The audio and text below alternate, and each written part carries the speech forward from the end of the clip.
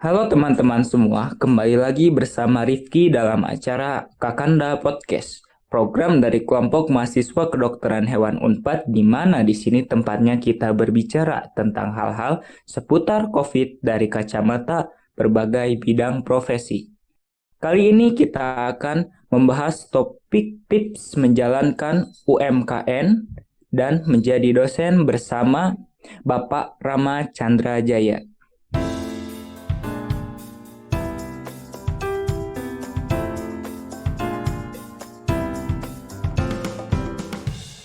Terima kasih Pak atas kehadirannya yang telah menyempatkan waktunya untuk berdiskusi dengan kami. Mungkin untuk awalnya kami boleh minta Bapak untuk memperkenalkan diri Pak.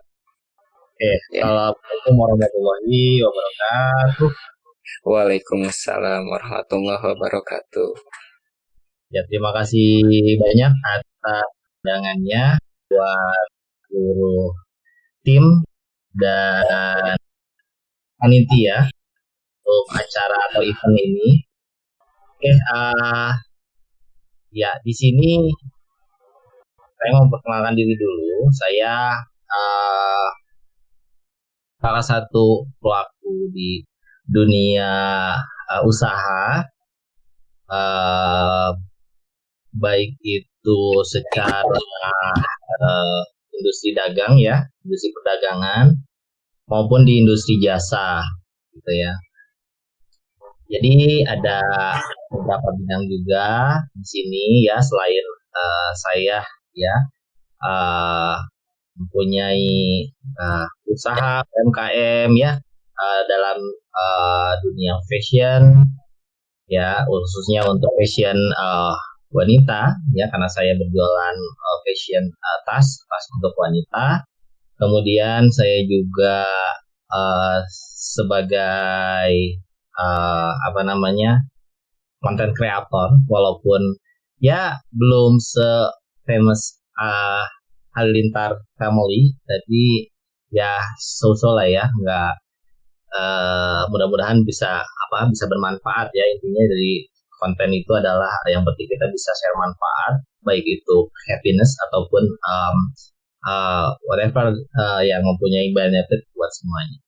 Oke, selain itu juga ya saya juga seorang pengajar ya di salah satu perguruan tinggi swasta di Bandung ya di STI Inaba dan beberapa kampus lainnya dan memang di masa-masa saat ini kegiatan tersebut kalau dari awal tahun sebetulnya sih mulai kerasa memang dari awal tahun itu memang bisa dibilang itu 170 derajat ya. Jadi nggak semuanya gitu ya, tapi memang itu sangat-sangat sangat-sangat kerasa sekali dampaknya. Oke, baik itu dalam perkembangan di dunia pendidikan yang saya rasakan secara langsung maupun di dunia usaha yang saya juga rasakan secara langsung itu mempunyai dampak ya, terutama juga bagi konsumen dan tentunya juga mahasiswa-mahasiswa pun di situ termasuk entitas yang merasakan dampak dari adanya pandemi COVID-19 ini. Oke, mungkin itu perkenalan dari saya. Silakan. Ya, baik. Terima kasih Bapak Rama. Mungkin awalnya bukan awalnya, maksudnya awal mulanya kami tertarik kepada Bapak yang menggeluti di bidang UMKM. Jadi mungkin pertanyaan yang pertama-tama kita akan bertanya tentang yang di UMKM ya Pak. Mungkin kita tahu ya Pak bahwa pandemi ini sudah berjalan cukup lama. Mungkin kalau dihitung dari bulan Februari sudah hampir 8 bulan. Nah, pertanyaan kami, Pak, mungkin apa perbedaannya berjualan pada masa pandemi dan masa yang tidak pandemi? Mungkin dari segi ketertarikan konsumen atau daya beli konsumen Bapak seperti itu. Bagaimana, Pak? Oke, kalau yang saya rasakan sih beberapa faktor ya, beberapa faktor yang pastinya itu berpengaruh. Dan memang di antara faktor-faktor tersebut ada industri-industri yang memang terasa dampaknya, maupun itu dia negatif. Ada juga ternyata beberapa industri yang mempunyai dampak perkembangan yang positif ya. Mungkin teman-teman juga di sini tahu salah satu industri yang memang nggak terlalu kena dampaknya itu adalah bidang pangan, itu nggak terlalu dampaknya. Tapi kemudian untuk bidang obat-obatan justru itu malah lebih banyak permintaan katanya. Dan untuk uh, untuk industri yang saya tekuni kebetulan, jadi bukan industri yang bergerak di bidang primer, yaitu sekunder. Jadi adalah kebutuhan yang memang hanya sifatnya itu sampingan, jadi hanya pelengkap saja gitu ya dari kebutuhan utama. Nah ini yang sangat-sangat sekali terasa. Ya, yang pertama itu tentunya dari adanya daya beli. Ya, daya beli di sini juga banyak banget ternyata faktor-faktor yang dari saya sempat tanya-nanya juga ke apa namanya, ke konsumen dan reseller-reseller kami yang memang biasanya beli itu, ternyata semuanya itu banyak banget apa namanya, uh, berbagai macam masalahnya. Yang pertama itu tentunya banyaknya yang dipekerjakan, karena kalau misalnya kebetulan saya industri fashion, uh, wanita ya, kalau biasanya tuh wanita itu kalau mau, let's say kalau misalnya mau ada event, ada acara ya, itu pasti harus ganti dress code dan ganti kostum ya. Beda kan kalau sama cowok. Kalau sama cowok itu biasanya oke, okay, nanti hari Minggu ini kita ada undangan nih. Kemudian nanti minggu depan kita ada undangan lagi. Pasti dress code-nya ya udah itu aja. Kalau misalnya kita nggak pakai batik gitu ya, kita juga mungkin pakai kemeja, jas, tuxedo, atau misalnya nanti kita pakai kemeja, paling itu aja. Tapi kalau misalnya cewek ya, biasanya itu selain dia pasti pakai dress yang buat gaun, buat apa namanya, acara acara tertentu, dia juga pasti selalu matchingin dengan aksesoris yang dipakainya. Salah satunya itu tas. Nah, yang pertama kalau misalnya dia memang ada uang, ya dia memiliki uang, dia tidak begitu terpengaruh. Misalnya ada beberapa kayak misalnya reseller dan apa namanya, konsumen saya itu dia memang berpenghasilan tetap seperti PNS gitu ya, PNS atau beberapa karyawan swasta ataupun BUMN, dia sebetulnya tidak terlalu berdampak. Tapi karena mereka WFH, berarti event-event yang biasanya mereka itu ada setiap minggu itu selalu ada, bahkan seminggu itu bisa beberapa kali, itu tiba-tiba langsung nggak ada.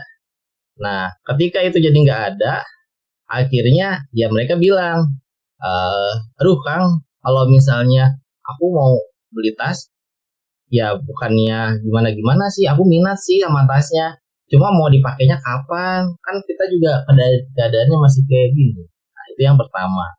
Oke, baiknya itu yang kedua. Nah, yang kedua itu ya itu tadi yang terdampak secara ekonomi. Kalau tadi terdampak hanya sebagai apa namanya, event-event yang berkurang, ini terdampak ekonominya ya. Ini yang kasihan. Misalnya, aduh Kang, punten ya, soalnya aku udah nggak kerja lagi. Biasanya yang aku tawarin itu di teman-teman aku suka dibawa ke kantor. Nah, sekarang aku udah nggak kerja lagi di sana. Oh iya, nggak apa-apa. Coba ditawar yang lain. Oh iya Kang, sama teman-teman juga katanya daripada beli untuk kebutuhan itu lebih baik buat beli beras satu karung katanya seperti itu. Nah, itu sih contohnya ya kalau misalnya terdampaknya baik itu dari segi minat maupun dari ekonomi. Satu lagi ya, event ya, karena event-event memang sekarang ini sangat-sangat sangat terbatas, masih belum normal kalau menurut saya, dan itu berdampak. Dan berdampak lagi bukan segi konsumen, tapi juga di saya juga bahan bakunya jadi susah. Bahan bakunya jadi susah karena kemarin itu ada sempat membatasi impor ya dari negara-negara tertentu yang kebetulan bahan bakunya juga kita dari sana, dan akhirnya kita nggak bisa ngisi stok. Dan itu akhirnya kendala juga di sisi produksi kita juga, barang-barang jadi semakin sedikit. Itu ya, kenanya juga. Oke, berarti mungkin kalau bisa saya dapat tadi, selain minat dan event mungkin terkendala dalam produksinya juga ya Pak, karena bahan bakunya juga mungkin terkendala juga. Nah, selanjutnya nih Pak, ada teman saya yang mau nanya. Dipersilahkan, Sultan. Oke, Assalamualaikum Pak. Sebelumnya, perkenalkan, saya rekan dari teman-teman di sini semua. Nama saya Sultan Nopal. Nah, saya ingin tanya nih Pak, untuk menghadapi di masa pandemi seperti ini, inovasi atau solusi apa sih yang sudah Bapak buat sebagai selaku pengusaha? Terima kasih Pak. Memang untuk dunia usaha ya, yang pertama itu adalah gimana sih caranya kita bisa mengatur, baik itu mengatur banyak banget ya. Yang pertama itu ada ketersediaan barang, kemudian adalah mengatur cara pasar, pemasaran, kemudian yang ketiga itu adalah mindset kita. Nah, ini yang paling susah. Nah ya, ketersediaan barang tadi yang udah saya sebutkan, banyak barang-barang bahan baku yang terkendala. Kemudian bagaimana yang kedua itu adalah segi pemasaran, teknik pemasaran. Tentunya sekarang biasanya kita toko itu buka dari pagi sampai sore. Semasa pandemi ini kita udah nggak pernah lagi buka, jadi nggak, pembelian itu semuanya online. Nah, ini yang ketiga ini adalah merubah mindset. Apa yang dirubah? Itu tadi ya, bagaimana caranya kita bisa survive menghadapi pandemik ini. Caranya dengan, misalnya kita nih ya, kayak saya adalah jualan misalnya fashion wanita yang kebetulan sebenarnya sekunder gitu ya. Di saat pandemik ini nggak terlalu dibutuhkan sama orang-orang. Berarti kita sebagai pengusaha, pedagang harus pinter-pinter nih membanting setir. Sebenarnya kalau banting setir aja nggak masalah, tapi biasanya sih kalau udah ada mindset pengusaha tuh yang, aduh, aku nggak bisa kayak gini, atau misalnya, aduh, saya tuh nggak bisa kayak gini, saya tuh udah 10 tahun bergelut di bidang ini. Tapi kan 10 tahun itu nggak ada masa-masa pandemi kayak gini, jadi mereka itu nggak kepikiran untuk akhirnya merubah apa yang mereka jual dan mereka dagangkan. Nah, ini yang paling penting, dan teman-teman saya juga di paguyuban Tas Bandung juga memang itu kerasa banget mereka, dan perubahan mindset itu gitu ya. Jadi perubahan mindset ini akhirnya apa yang akhirnya kita itu, ya udah deh, kita akan merubah, kita akan mencoba jualan yang lagi, mohon maaf ya, tanda kutip, yang lagi trending misalnya. Mereka akhirnya seperti itu. Ada yang jualan masker kain ya. Kemudian rata-rata sih kayak kebutuhan ya masker kain ya, apalagi ketika masker kain itu katanya ternyata memang sekarang sudah diwajibkan ketika misalnya kita keluar rumah, itu mereka pada beralih ke sana gitu ya. Tapi sementara ini kalau saya sih nggak beralih yang ngebanting setir itu. Kalau mereka sih ada yang beralih ke memproduksi seperti itu. Kalau saya lebih ke yang tadinya membuat sebuah produk, saya akhirnya membuat sebuah tas. Saya membuat sebuah kita katakanlah ini jadi buatnya dust bag ya. Dust bag, kalau dust bag tahu, dust bag tas di debu. Jadi kalau misalnya kalian beli sepatu futsal atau sepatu itu suka ada kayak, atau beli helm itu suka ada dust bagnya. Nah, akhirnya saya bikin kayak gitu. Banyak sih yang nggak kepikiran, ngapain dagang kayak gitu. Nah, ini uniknya. Akhirnya kalau saya mikirnya gini, ternyata yang beli dust bag ini adalah bukan ibu-ibu lagi, bukan ibu-ibu yang mau kondangan lagi, tapi para pelaku usahanya ternyata. Ya, jadi alhamdulillahnya itu tadi, ini mindsetnya harus dirubah, terus yakin aja nih. Dan banyak sih pedagang-pedagang yang nggak bisa nge-redirect mindsetnya dia, harus ganti mau dagang apa nih, dia akhirnya bingung. Dan akhirnya banyak yang benar-benar ketika dia itu banting setir, stok barang-barang yang lama dia numpuk, sementara dia mau dagang yang baru, dia nggak tahu caranya karena itu udah beda pasar. Nah, itu yang mungkin harus lebih di apa ya sosialisasikan sih sebenarnya menurut pengalaman saya pribadi. Oke. Mungkin itu buat yang Sultan. Oke, baik Pak. Jadi bisa ditarik simpulannya kalau pertama tadi mindsetnya ada solusi, lalu tadi mengikuti tren yang ada. Oke. Ya pemasarannya ya, Dan sedikit masalah. Terima kasih Bapak. ya. Baik, mungkin pertanyaan yang terakhir tentang UMKM ya Pak. Kalau saya misalnya bisa menarik kesimpulan lagi, Bapak itu kan istilahnya seorang produsen ya Pak. Kalau seorang produsen mungkin dalam benak saya yang seorang awam adalah kalau produsen itu biasanya punya karyawan yang bekerja membantu untuk memproduksi. Yang jadi pertanyaan saya itu Pak kan kalau semasa pandemi ini tadi dibilang bahwa daya minat pembelian itu menurun. Belum menyinggung tadi inovasi Bapak ya gitu. Sedangkan karyawan pun istilahnya Pak punya ego bahwa dia juga tetap ingin kerja gitu Pak. Dia ingin berpenghasilan tapi sedangkan diistilahkan bahwa pembelian dari pihak-pihak lain itu menurun. Nah, bagaimana sih Pak cara menyeimbangkan antara kesejahteraan dari karyawannya Bapak sama keadaan pandemi ini Pak? Pertanyaan saya. Oke. Uh, Kalau untuk karyawan kita tentunya bakalan memberikan pola yang berbeda pada mereka. Jadi kalau seumpamanya kita berdasarkan upah ya, upah per bulan atau per 2 minggu, sekarang upahnya itu disesuaikan dengan per project ya. Jadi kalau seumpamanya nanti saya ingin memproduksi, jadi kalau waktu kemarin itu memang produksi bisa setiap hari, tapi kalau untuk saat ini ya karena pertama tadi ya hal-hal yang udah saya sebutkan, ketersediaan barang, bahan baku, kemudian kita nggak bisa leluasa bertemu di tempat-tempat yang banyak perkumpulan, banyak-banyak orang seperti itu. Yang pertama merubah pola kerja mereka dulu. Tentunya pasti ini akan bagi mereka memang sangat tidak nyaman, terutama yang biasanya mereka itu mendapatkan upah tetap. Jadi biasanya saya membayar upah misalnya 2 mingguan itu ada upah tetapnya, dan kalau misalnya nanti ada bonus saya akan tambah lagi. Tapi kalau ini sistemnya jadi bagi hasil. Kenapa? Karena untuk usaha ini juga tentunya saya juga tidak bisa memastikan ya, kalau untuk saat ini tidak bisa memastikan seperti sebelumnya gitu. Kemudian untuk pola kerjanya juga yang biasanya itu saya biasanya jadi ada satu rumah gitu ya yang memang berisikan mereka-mereka yang kerja. Nah, pola kerjanya juga sekarang enggak, barangnya diambil, silahkan bawa pulang.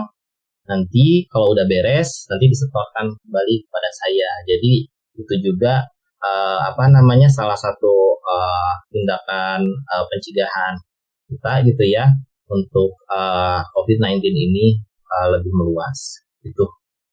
Baik Pak, terima kasih. Selanjutnya ke profesi Bapak selaku dosen nih Pak. Bapak di ini ya di STI Inaba itu kalau nggak salah yang di dekat buah batu ya Pak ya? Iya betul. Ya. Nah, mungkin kan kami mahasiswa, terus Bapak selaku mungkin dari perwakilan dosen nih Pak. Kami ingin tahu nih Pak, sebagai seorang dosen, apakah kegiatan ajar mengajar di new normal ini sudah cukup efektif Pak? Banyak sebetulnya ya webinar yang saya udah pernah ya banyak banget lah. Saya juga yakin kalian juga sama seperti mahasiswa banyak banget istilahnya pertemuan secara online. Saya juga banyak banget mengikuti webinar dan tentunya membahas mengenai cara mengajar di new normal ini. Contohnya di media-media online meeting seperti ini. Mungkin teman-teman pernah dengar atau kalau yang belum tahu, efektivitas dosen mengajar mahasiswa itu ketika online untuk generasi Z itu cuma kira-kira ada yang bisa nebak nggak ya? Berapa jam? Coba kira-kira tahu ada yang berapa bisa nebak? Nggak apa-apa, ini mah kalian aja, perasaan kalian kira-kira berapa lama gitu Ada bertahan. yang ada yang jawab 1 jam tadi Pak, katanya dari Atala. Oke, ternyata eh, yang sangat efektif itu adalah hanya 5 menit. Tuh, pasti. Dan kalian pasti, ya benar juga ya. Nah gitu. Soalnya apa ya? Itu tadi ya. Kalau misalnya, apalagi kalau misalnya kalian yang sering nonton video-video pengetahuan di channel YouTube, apalagi dengan materi-materi yang berat gitu ya, itu 15 menit itu udah kelamaan banget. Itu udah kelamaan banget. Dan tapi gimana ya kalau gini ya, kita dari segi sebenarnya saya ingin ngomong dari segi mahasiswa sebenarnya ya. Karena saya pernah mahasiswa dan saya tahu apa yang dirasakan mahasiswa kayak gimana. Cuma karena saya di sini seperti apa posisinya sebagai dosen, ya itu tadi kita tuh sebetulnya lagi berusaha banget. Kita lagi berusaha banget bagaimana caranya menyampaikan informasi kepada mahasiswa di era new normal ini. Tapi gimana sih mahasiswa-mahasiswa tersebut itu bisa menangkap informasi kita itu dengan baik. Dan faktanya gak semua mahasiswa di era new normal ini dengan sistem perkuliahan seperti ini, gak semua mahasiswa. Jadi gini, persentasenya kalau ada 10 orang mahasiswa di kelas itu paling cuma 2 orang, 3 orang yang benar-benar bisa nangkap dalam satu pertemuan ini. Sisanya itu dalam waktu sejam lebih itu nggak ada yang bisa nangkap. Paling hanya berapa menitnya dari awal-awal. Nah, ini nih sebenarnya sih kita tuh pengen aduh gimana caranya ya. Jadi akhirnya kebetulan saya bukan saya dosen manajemen dan sistem informasi manajemen, bukan dosen ilmu komunikasi, tapi saya akhirnya jadi paham kenapa kadang apalagi saya sebagai generasi milenial ya, generasi Y, itu kok jadi lebih kangen nonton film di TV yang jadi cuma berapa menit iklan dulu, berapa menit iklan dulu. Kenapa? Karena setelah iklan itu kita bisa nge-refresh dulu otak kita gitu. Dan kalau misalnya cara kalian nge-refresh otak kalian adalah dengan cara meng-unmute dan meng-hidden video kalian. Dan saya paham gitu ya, kalian itu pada kayak gitu semua. Kenapa? Karena saya juga di webinar itu memang kadang seperti itu ya. Kondisinya misalnya di rumah kita nggak tahu kayak gimana. Tapi ya memang sangat sulit sekali. Apalagi kalau kalian ada yang 4 SKS, ada 4 SKS mata kuliahnya. Hanya 3 kami Pokoknya Pak, paling tinggi. ya kalau misalnya sampai 4 SKS, aduh itu bisa 2 jam tatap muka. Ya ibaratnya mah kalau kalian nonton apa namanya Marvel itu bisa langsung ada 2 part itu ya, Endgame gitu ya, sama Infinity War misalnya kayak gitu. Itu aja kalian bosen gitu ya.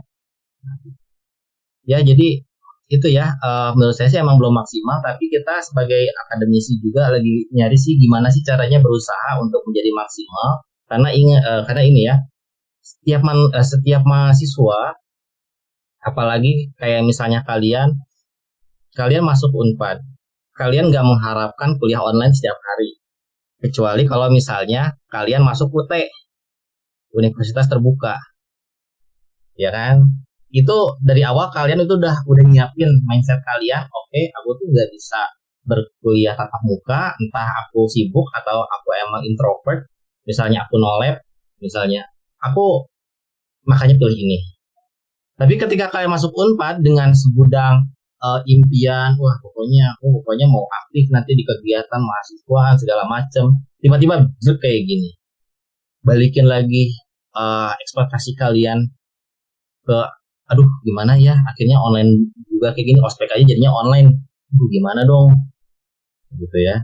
Jadi ya udah sebetulnya sih itu tadi ya, kita akan mencari cara seefektif mungkin, terutama itu tadi namanya kita manusia, kita makhluk sosial, dan kita akan insya Allah akan mudah-mudahan mendapatkan metode terbaik bagaimana sih caranya melakukan pengajaran dan pelajaran daring ini secara online mungkin ya ke depan.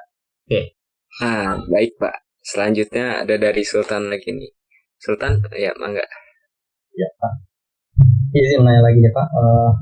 Sudah berbicara mengenai efektivitas belajar melalui daring atau online. Sekarang saya mau nanya dari Bapak sebagai dosen, sudut pandang Bapak, ada nggak sih kelebihan dari metode pembelajaran dalam jaringan ini atau online? Mas. Ya itu tadi ya, semua orang punya karakteristik yang berbeda-beda. Makanya ketika ada ruang guru, itu belum tentu mematikan bimbel-bimbel yang offline. Kenapa? Karena mereka juga gitu ya, pengen ada sesi tatap muka, pengen sih ada sesuatu yang biasa ditangkap oleh mahasiswa, misalnya, oh gitu ya cara dosen kalau bicara di depan kelas, oh begitu ya cara berpakaian, cara bersikap dosen kalau misalnya di dalam kelas tuh kayak gitu, oh kalau lagi bertanya di kelas tuh begini. Kayak ada mahasiswa yang senangnya seperti itu, tapi ada juga yang bisa belajar walaupun dia cuma googling doang, ada yang pintar gara-gara Google, banyak gitu. Nah sekarang ya itu tadi, berapa persenkah misalnya di sebuah kelas atau di sebuah kampus, apalagi kalau kampusnya memang bukan kampus yang dari awal memang online kelas itu adalah sesuatu yang ditonjolkan.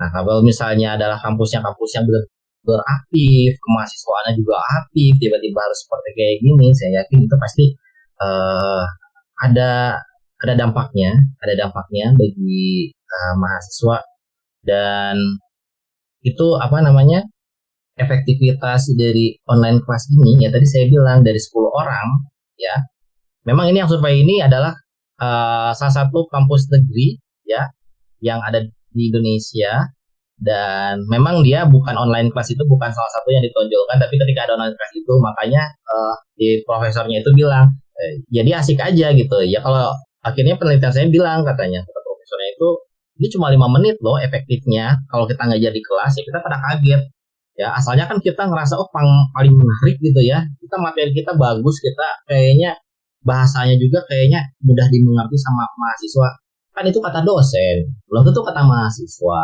Jadi kata mereka itu 5 menit loh Pak, kata profesor itu. Dan efektivitasnya berapa? Ini dari 10 orang sekitar paling 2, 3 yang bisa nangkep apa yang kita omongin. Nah, ya tadi balik lagi gitu ya. Dan ini adalah based on survei di salah satu kampus negeri yang ada di Indonesia yang memang dia base-nya bukan online kelas sebelumnya. Gitu. Efektivitasnya belum nyampe 50% loh ya. Belum nyampe 50%. Oke, saya gitu ya. Nah, mungkin ini dari saya sih, Pak. Nah, kan mau nggak mau kita pada saat masa pandemi itu harus mementingkan kesehatan. Tapi bukan berarti sektor lain seperti ekonomi, pendidikan itu tidak penting. Jadi kita harus hidup berjalan gitu, Pak ya, beriringan. Nah, yang ingin saya tanyakan nih, Pak, apakah perlu diadakan kuliah offline atau kuliah secara tatap muka langsung di masa pandemi ini, Pak? Terima kasih, Pak. Oke.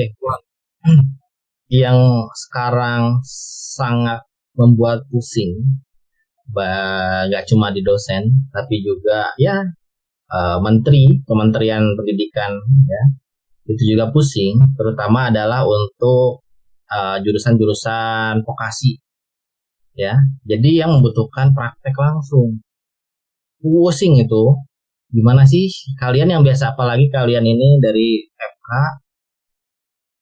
biasanya kalian itu seminggu itu praktek ke lab berapa kali, sekarang kalian cuma ngelihat di layar laptop dijelasin gitu aja. Itu ya, itu yang paling sulit karena medianya kita itu adalah vokasi ya, khususnya buat kependidikan vokasi ini adalah yaitu praktek. Jadi kalau misalnya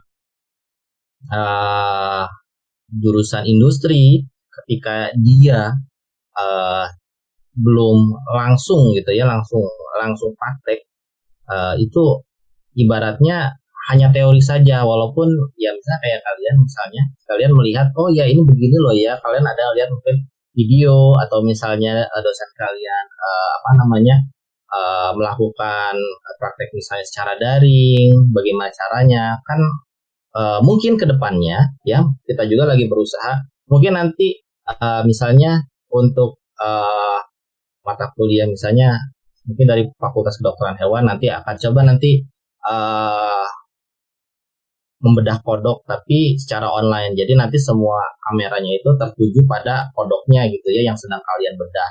Mungkin nanti ke depannya akan seperti itu. Tapi tentunya kan nggak semua daerah yang ada di kita itu mempunyai kualitas bandwidth yang bagus juga. Hardware-nya juga harus ada standarnya. Kalau misalnya mau ikut ingin ingin ada menampilkan gambar yang bagus, tentunya kamera yang ada di laptop kayaknya nggak memenuhi standar gitu ya. Jadi kalau misalnya nanti dosen kalian juga ingin melakukan evaluasi apakah yang kalian lakukan bagus atau tidak, itu susah. Berarti harus ada standarisasi dari hardware-nya juga. Nah, standar-standar itu yang memang kita mungkin kedepannya bisa kita kembangkan lagi. Walaupun ya itu tadi beberapa fakultas ya termasuk ya ini tadi ya kedokteran ya ketika oke lah kalau misalnya sekarang ada halodoc ya ketika pasien itu bisa berchatting dengan dokter menanyakan apa yang harus saya lakukan ya dengan sakit saya ini, bagaimana dengan kedokteran hewan, apakah kucing kita akan diajarkan main WhatsApp pada dokternya, kan nggak mungkin juga. Nah itu yang akhirnya jadi PR nih, ini gimana ya caranya ya, ini gimana ya, dan itu mesti kita kembangin lagi. Dan kemarin sih ya itu tadi ya, vokasi itu yang paling susah dan setidaknya kalaupun ada pertemuan, tentunya ada beberapa syarat yang harus dilakukan. Gitu. Ada 2 pertanyaan terakhir nih Pak. Dari teman saya adalah, tapi mohon maaf katanya nggak bisa on cam sama menanyakan langsung Pak, karena situasi dan kondisinya belum ini. Nah, katanya Pak, menurut Bapak pribadi, apa yang Bapak rindukan dari kegiatan ekonomi dan perkuliahan sebelum COVID, Pak? Oke, kalau saya pribadi, tentunya adalah interaksi saya dengan konsumen untuk sebagai seorang pedagang ya. Saya pribadi sebetulnya senang ketika ada pelanggan yang tertarik dan kemudian menawar sebuah produk gitu ya. Yang awalnya sebenarnya itu adalah sesuatu yang nyebelin gitu ya. Tapi ketika itu semuanya online dan misalnya kita memanfaatkan marketplace ya, marketplace itu kita udah nggak bisa nawar ya. Walaupun ada platform beberapa marketplace yang nego gitu ya, tapi tetap aja kita ya udah kita cuma bisa check out udah kayak gitu. Dan interaksi dengan konsumen, karena nggak cuma interaksi dengan konsumen itu kita akan punya relasi juga banyak banget yang akhirnya kita ketemu langsung ngobrol-ngobrol, akhirnya ada kontinuitas di luar dari online tersebut ya, baik nanti dari segi community ya, banyak banget event-event yang nanti kita bisa ikutin kayak bazar-bazar yang dilakuin sama pemerintah yang biasanya suka ada sekarang jadi nggak ada. Nah itu sih yang dikangenin kalau untuk sektor-sektor usaha dan UMKM. Dan kalau untuk di kelas perkuliahan, saya tuh paling kangen dan sebenarnya saya paling suka gitu, bukan paling suka ya, saya paling seneng kalau di kelas itu selalu ada mahasiswa sebetulnya bukan toksik sih, tapi kayak mahasiswa yang kalau tiba-tiba tuh di perkuliahan itu suka ada yang nyeletuk ya. Walaupun saya lagi nyerangin, sebenarnya kalau banyak dosen yang sebenarnya itu nggak suka gitu ya. Tapi kalau saya suka aja, berarti kalau dia kayak gitu, berarti dia ngelihat kita perhatian ke saya gitu. Misalnya ada yang, oh Pak, dikirain kayak gini ya Pak, sekelas. Oh saya sih seneng kayak gitu. Berarti kenapa? Berarti apa ya? Berarti dengan dia kayak gitu, itulah cara mereka mahasiswa itu merhatiin kita. Dan yang paling nggak seneng saya itu ya mahasiswa kalau misalnya tatap muka nggak ada yang nanya, terus tiba-tiba kayak yang tatapannya itu kosong mereka itu. Nah itu mah sama aja kayak eh, saya melakukan perkuliahan secara online dan semuanya pada di unmute dan di unhide semua, di hide semua, sama aja kayak gitu. Ya itu ya tadi ya, suasananya. Oke, Pak, berarti mungkin kalau istilahnya berdagang itu selain nambah, ya selain mencari rezeki juga bisa menjalin silaturahmi apa ya kalau secara langsung itu ya Pak ya. Iya. Nah, ini yang terakhir Pak dari Atala juga. Setelah masa pandemi COVID ini selesai Pak, nilai-nilai apa saja yang telah didapatkan dari peristiwa COVID untuk diterapkan di kehidupan normal nantinya Pak? Oke, mudah-mudahan ya, mudah-mudahan dengan adanya COVID ini, mudah-mudahan bisa ya, mudah-mudahan bisa di Indonesia ya, terutama saya ya tinggal di daerah kabupaten ya, Kabupaten Bandung gitu ya. Emang sih agak sedih juga gitu ya melihat masyarakat yang dalam ya kita juga gemes gitu ya, kayak ya itu tadi ya. Pertama pola hidup baik itu harus sehat maupun bersih ya, menjaga pola hidupnya, makan makanan yang bagus, yang teratur. Kemudian ya itu tadi eh, COVID ini mengajarkan ada hal yang paling penting ya, saya belum share ke siapa-siapa. Nah, tapi kalau untuk di apa anggota keluarga saya yang di sini sih eh lo udah saya share. Tapi kalau yang di luar itu belum saya share. Saya kalau misalnya lagi era sebelum COVID ini, saya perasaan saya banyak event dan perasaan makanan saya itu kayaknya ya menurut saya asa udah bener gitu ya. Tapi kenapa saya sering banget sakit? Nah, kenapa sering banget sakit? Minimal itu kayak apa ya? Kalau kata kita mah kayak masuk angin lah. Akhirnya pas COVID ini saya tahu ternyata ada satu hal yang ternyata kok itu efeknya gede banget. Yaitu apa? Saya orang yang gampang keringetan. Kadang saya lupa membawa sapu tangan. Kadang saya kalau ngelap kening gitu ya atau begini gitu, lapak tangan, kita nggak pernah tahu bahwa tangan kita itu bersih.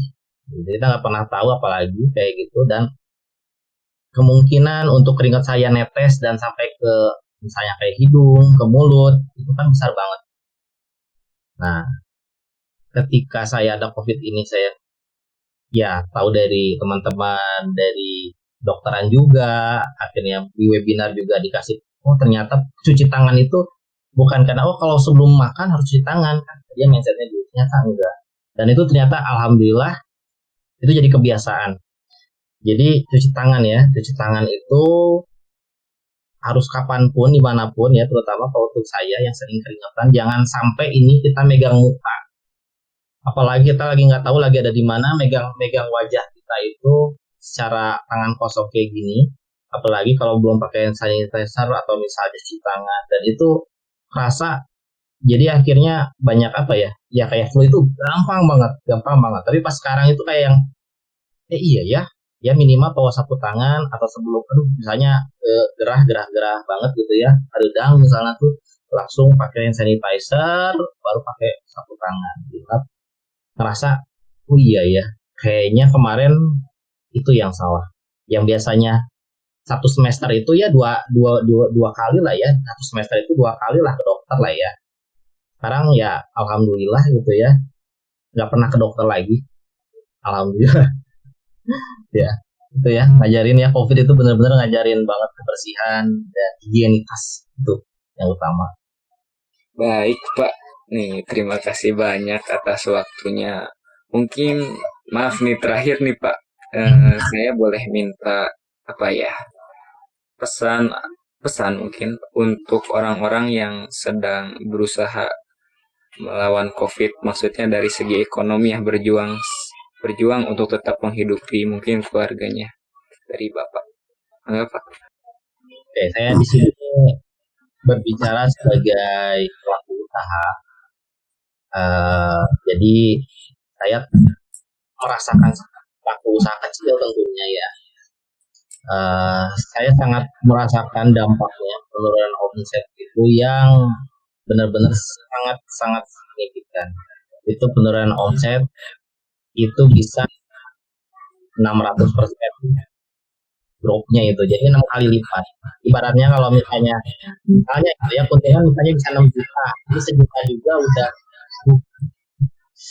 Ingat yang pertama itu tadi ya, yang pertama itu adalah kita yang pertama harus yang pertama optimis dulu bahwa semua ini insya Allah akan berakhir ya. Pertama harus optimis dulu, walaupun misalnya kita harus taat ya terhadap himbauan-himbauan yang pemerintah dan tentunya dari dokter-dokter ya, dari dokter-dokter, tenaga medis, kita harus ikutin apa kata mereka. Kemudian yang kedua itu kita harus mempunyai cara bagaimana cara kita bisa survive, bagaimana cara kita bisa menghasilkan uang ya, tapi dengan barang yang udah ada atau yang kita bisa. Misalnya kalau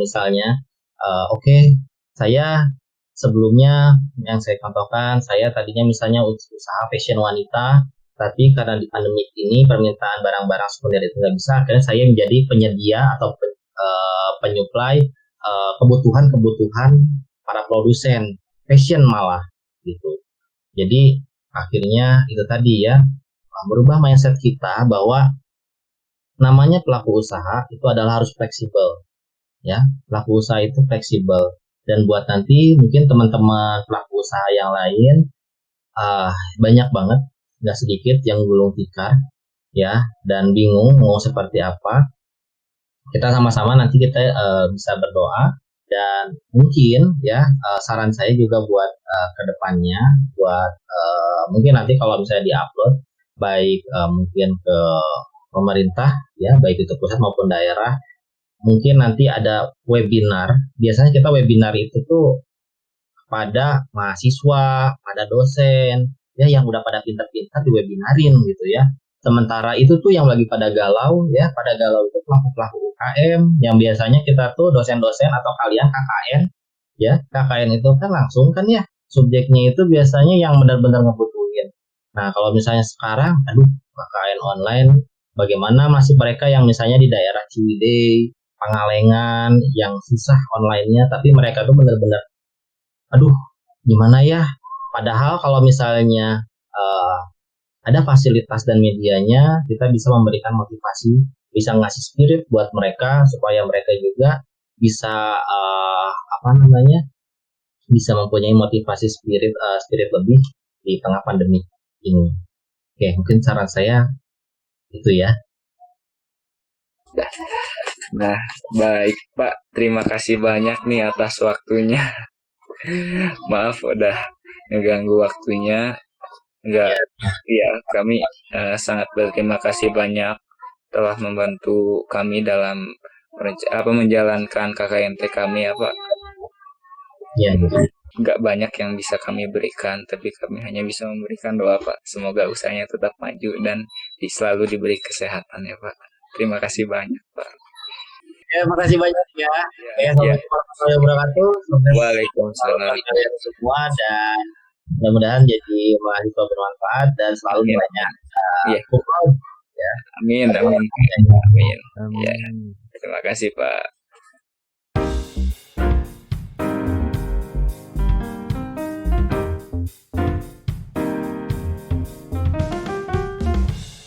Baik nih, kita sudah sampai penghujung acara teman-teman. Terima kasih telah mendengarkan podcast Kakanda. Semoga ilmu yang didapat bermanfaat.